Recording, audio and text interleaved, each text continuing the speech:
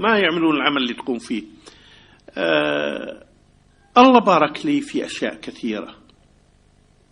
أنا كنت أستطيع يا أخوان أني أشتغل بالمستشفى وأشتغل برا، أفتح عيادة. تلاميذي، أنا كنت من أوائل الأطباء الكويتيين اللي تخرجوا، تلاميذي كلهم الآن عندهم عمارات الله يبارك لهم، عندهم ملايين، ولكن والله يا أخوان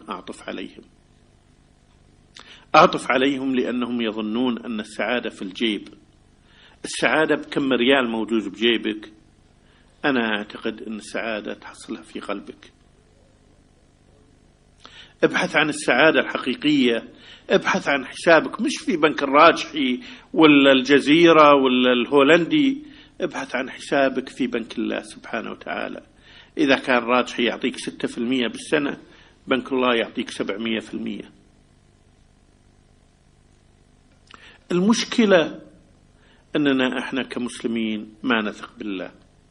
بالصلاة نقول الله أكبر، لكن أول ما نخطو من المسجد طالعين المسجد نقول الريال أكبر والقرش أكبر.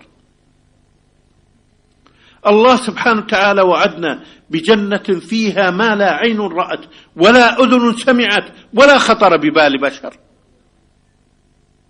ونقراها ونقول ما شاء الله لا إله إلا الله، وربما أفسرها لكم، لكن في أعماق قلبي أقول لا والله صدق الريال هو اللي يغير حياة الإنسان.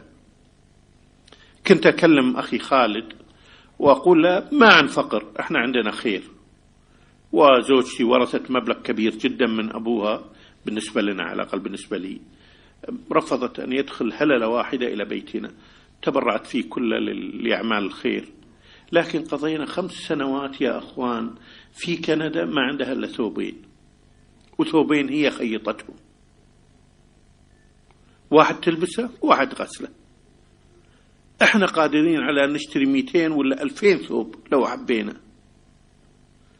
سيارتي السابقة عمرها 17 سنة وكنا نستطيع نغيرها كل سنة. فأخواني يجب نغير نظرتنا إلى هذه الدنيا، يجب أن نبحث عن منابع السعادة الحقيقية. السعادة ما تشتريها بالفلوس. والله يوم من الأيام أذكر قضينا 3 سنوات في قرية نائية في مدغشقر، في قبيلة أصلها من عندكم من السعودية، يقولون احنا جايين من قرية اسمها حجاز، وجنبها قرية ثانية اسمها مكة، فيها رجال طيب يحبونه اسمه محمد وما يعرفون عنه نبي. هاجروا قبل 1000 سنة وضاعوا، لا هم مسلمين اليوم ولا هم عرب، ولا يعرفوا اسمعوا بالسعودية ولا ببلاد العرب.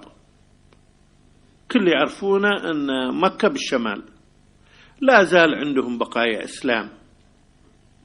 فثارت النعرة في نفوسنا، وقررت أنا وزوجتي نهاجر هناك.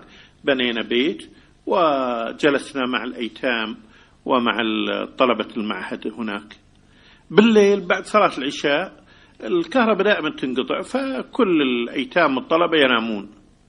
احنا ما متعودين ننام بعد العشاء مباشرة، فأجلس أنا ومصهيب برا البيت، نقعد نطالع السماء، النجوم، الغابات البعيدة رغم أنها ظلمة، نحمد الله ونشكره. في يوم من الأيام تلتفت لي أم صهيب، ما تقولي والله متى نروح الكويت، تقولي يا عبد الرحمن لو الله غفر لنا في يوم من الأيام ودخلنا الجنة، هل راح نحس بطعم السعادة مثل ما نحصلها الآن؟ اعتبرت الحياة اللي احنا فيها في قرية ما فيها خدمات. والله يا أخوان كيس البلاستيك ما موجود فيها القرية. أذكر حتى جوني من جماعة تبليغ مجموعة من الأخوة من المدينة المنورة، وكادت أخواننا من السعودية والكويت غشمة ما يعرفون الحياة في ظل الظروف، راحوا اشتروا طماطم، أعطاهم طماطم بيدهم، قالوا له كيف تعطينا؟ نريد كيس. قال ما في كيس. فراحوا حطوها بجيوبهم، ومع الكلام نسوا وجلسوا، فصارت كتشب.